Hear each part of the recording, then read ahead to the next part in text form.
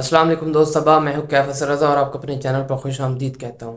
دوستوں، آپ سب کے دماغ میں ایک سوال ضرور کشمکش کرتا ہوگا کہ اگر حقیقت میں دین اسلام زندگی کو قیمتی اور بھاری بھرکم بناتا ہے، انسان کے لیے، مسلمان کے لیے باعث کمال اور باعث فخر ہوتا ہے، انسان کو حیرانی کی کشمکش سے نکال دیتا ہے، انسان کی زندگی میں آسانی پیدا کرتا ہے، انسان کے لیے باعث فخر ہوتا ہے، تو پھر آج کل کے جو مسلمان ہے وہ سائنسی ہو جائے، سیاسی ہو جائے، معاشرتی ہو جائے، اخلاقی ہو جائے، یا ہر لحاظ سے پستی کا کیوں شکار ہے؟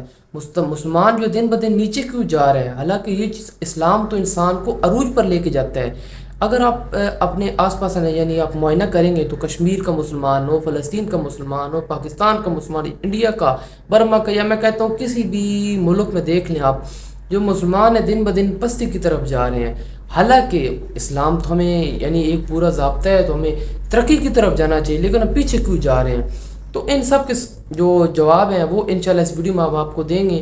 تو میرا بھائی، جو آپ دیکھ رہے ہیں مسلمان سیاسی، سائنسی یا ہر میدان میں جو پستی کا شکار ہو رہا ہے، تو اس کی جو سب سے بڑی وجہ ہے نا، وہ یہ ہے کہ ہم مسلمانوں نے اپنی نسب العین سے ہی رخ موڑ لی ہے۔ دیکھیں، اسلام صرف یہ تو نہیں ہے نا کہ میں نے منہ سے کہہ دیا جی میں مسلمان ہوں، میں اسلام لایا ہوں، تو بس پھر سب ترقیاں، کامیابیاں وہ خود بخود میرے پیروں میں، ایسا تو نہیں نہ ہوگا۔ اسلام تو ایک عملی دین ہے، اسلام ایک مکمل ضابطۂ حیات ہے، اسلام ایک تربیت ہے، اسلام ایک نظریہ ہے۔ اگر ہم ان سب باتوں پہ عمل نہیں کریں گے، صرف ہم قولی طور پہ اسلام کو مانیں گے یا اسلام کو فالو کرنے کی بات کریں گے، پھر تو ہم ترقیاں چوم نہیں سکیں گے۔ اور سب سے بڑی وجہ جو یہ ہے، جس کی وجہ سے ہم کامیاب نہیں ہو پا رہے، وہ یہ ہے کہ، اور سب سے بڑی وجہ ہے مسلمانوں کی ناکامی کی، کہ مسلمانوں نے عمل چھوڑ دیا ہے۔ یہ جو نظریے کی میں نے بات کی، عمل کی بات کی، اس پہ آپ اپنے آس پاس دیکھ لیں، آپ اوپر اس کو لاگو کریں کہ ہم کتنے کس عمل کو، کتنے کس نظریے کو فالو کتنا کرتے ہیں۔ حالانکہ اگر آپ تاریخ میں دیکھیں، ہمارے جو بڑے تھے، کیونکہ ہم مسلمانوں کو اپنی تاریخ میں بڑا ناز ہے، ہم بڑے فخر سے بتاتے ہیں کہ ہمارے مسلمان وہ تھے، وہ تھے، وہ تھے، تو یہ بات بالکل حقیقت ہے۔ اب سیاسی میدان کی بات کر لیتے ہیں۔ دیکھیں، جابر بن حیان، القاسم زہراوی ہو گیا، یا ابن بطوطہ ہو گیا، یا اور جتنے بڑے بڑے مسلم سائنسدان گزرے ہیں، انہوں نے اپنی جو کارکردگی ہے اس کو ظاہر کی ہے، اپنے عمل سے ظاہر کیا ہے، اور ان کا سکہ چلتا تھا۔ اب جابر بن حیان کو دیکھ لیں، فادر آف دی کیمسٹری کا ان کو خطاب ہے۔ تو یہ کیسے تھا؟ اگر آپ ان کی بایوگرافی پڑھیں گے، آپ ان کی لائف پڑھیں گے، تو آپ کو پتہ چلے گا کہ وہ جو مسلمان تھے، صرف ہماری طرح منہ کے مسلمان نہیں تھے، باتوں کے مسلمان نہیں تھے، یا جس کو کہہ سکتے ہیں کہ قولی مسلمان نہیں تھے، عملی مسلمان تھے۔ ان کی لائف پڑھیں، میرا آپ کو یہ سجیشن ہے، ان کی لائف پڑھیں، جتنے بھی آپ کے رول ماڈل ہیں نا، ان کی لائف پڑھیں۔ وہ ایک عملی مسلمان تھے پہلے، پھر جا کے ان کو ترقی، ان کی کامیابی ہوئی۔ اسی طرح میں نے سیاسی میدان کی بات کی، ابھی آپ سیاسی میدان کی بات کر لیں، مسلمانوں کا سکہ 3 براعظموں پر چلتا تھا، پورے دنیا میں مسلمانوں کا راج ہوا کرتا تھا۔ رسول پاک صلی اللہ علیہ وسلم کی آمد سے لے کر یہ پچھلی 19ویں صدی تک مسلمانوں کا کسی نہ کسی طریقے اقتدار میں تھے، پاور میں تھے، حاکم تھے، لیکن یہ 19ویں صدی 20ویں صدی کے بعد مسلمان محکوم ہونا شروع ہوتے گئے اور دن بدن مسلمان پستی کی طرف ہی جا رہے ہیں۔ وہ کس وجہ سے؟ اگر آپ دیکھیں گے، تاریخ پڑھیں گے، تو وہ صرف اسی وجہ سے کہ مسلمانوں نے عمل چھوڑ دیا۔ جب مسلمانوں نے اپنا عمل چھوڑ دیا، تو پھر ان کامیابیوں نے، ان فتوحات نے بھی مسلمانوں کے قدم چومنا چھوڑ دیے۔ ہم کتنے، میں کہتا ہوں، خوش نصیب ہیں مسلمان۔ ہماری جو الہامی کتاب ہے، قرآن مجید ہے، وہ محفوظ ہے، بالکل جیسے آئی تھی بالکل ویسے ہی ہے۔ ہماری جو اور رہنما کتب ہیں، حدیث کی کتب ہوگی، فرامین کی کتب ہوگی، یا اور جتنی بھی ہماری کتب ہیں، وہ سب محفوظ ہے، لیکن ہم جو ہیں ان سے فائدے نہیں اٹھا رہے۔ تو یہ پھر ہم ایک ترقی بتائیں ترقی پھر کیسے ہوگی؟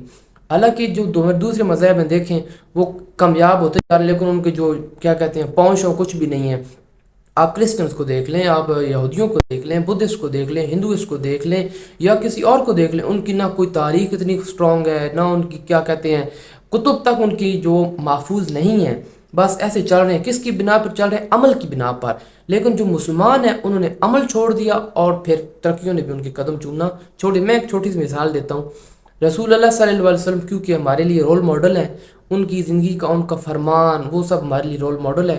ان کا ایک آپ کو حدیث سناؤں گا، رسول اللہ نے میں معاشرتی لحاظ سے ایک سجیشن دی، وہ یہ ہے کہ صدق مقال، رزق حلال۔ ایک چھوٹی سی آپ کہہ سکتے ہیں رسول اللہ نے ہمیں سجیشن دی کہ مسلمانوں سچ بولو اور رزق حلال کھاؤ۔ اب آپ دیکھ لیں کہ ہمارے معاشرے میں کتنے ایک سچ بولا جاتا ہے اور کتنے ایک حلال رزق کھایا جاتا ہے۔ ہمیں اسکول لیول سے، گھریلو لیول سے، ماں کی گود سے سکھایا جاتا ہے بیٹا سچ بولنا ہے، سچ بولنے والے کی عزت ہوتی ہے، سچ بولنے والے کی گواہی قبول جیت ہے، سچ پالنے والے کی معاشرے میں عزت ہوتی ہے، اور سچ بولنا سنت رسول بھی ہے۔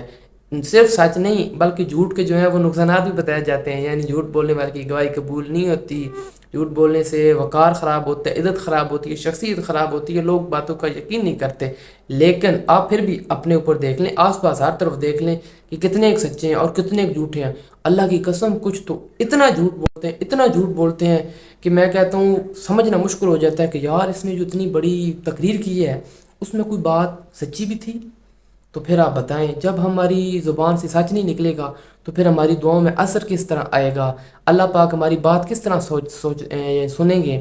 اب حدیث کا دوسرا رخ دیکھتے ہیں کہ رزق حلال ہر جگہ میں پڑھایا جاتا ہے کہ حلال رزق عین عبادت ہے، عین عبادت ہے، لیکن اس جو عبادت ہے اس میں مشغول کون کون دیکھنا چاہیے۔ خیر ہمارے پاکستان کی بات کریں تو یہاں پہ تو سودی بینکاری ہے، سودی نظام ہے، لوٹ مار کا نظام ہے، ادھر تو حلال رزق اگر آپ دھیان سے دیکھیں تو وہ کنسیپٹ ہی نہیں پایا جاتا۔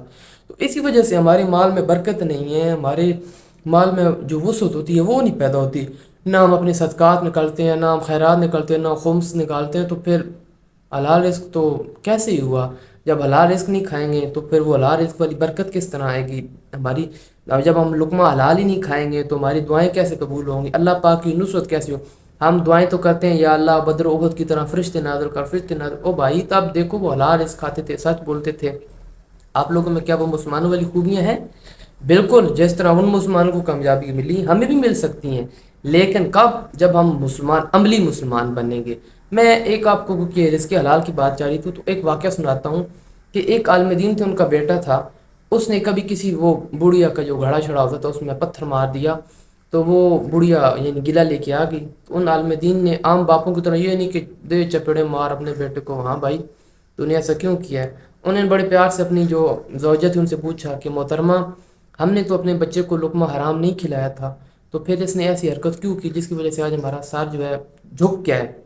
تو انہوں نے سوچا کہ انہوں نے کہا اور تو ہم نے اس کو حرام نہیں لقمہ کھلایا، لیکن جب یہ میرے پیٹ میں تھا نا تو ہمارے جو پڑوسی کو جو انار تھے وہ ہمارے اس سے طرح یعنی سیر میں لپکے ہوئے تھے، تو میرا بڑا دل کیا کھانے کو، ہم نے اس کی رقم تو ادا نہیں کی تھی اس لیے میں نے اس کو توڑا نہیں، صرف اس میں وہ سوئی سی ماری اور وہ ایک قطرہ آیا تو میں نے اس کو یعنی چوس لیا۔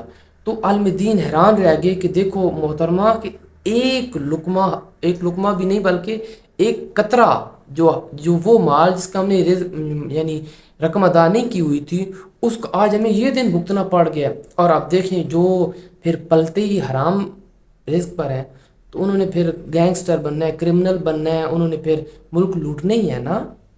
دیکھیں اب ہم سب چاہتے ہیں کہ یار ملک ترقی کر جائے، معاشی حالات بہتر ہو جائیں، سیاسی حالات بہتر ہو جائیں، تعلیم آ جائے، یہ آ جائے، فلاں آ جائے، فلاں آ جائے۔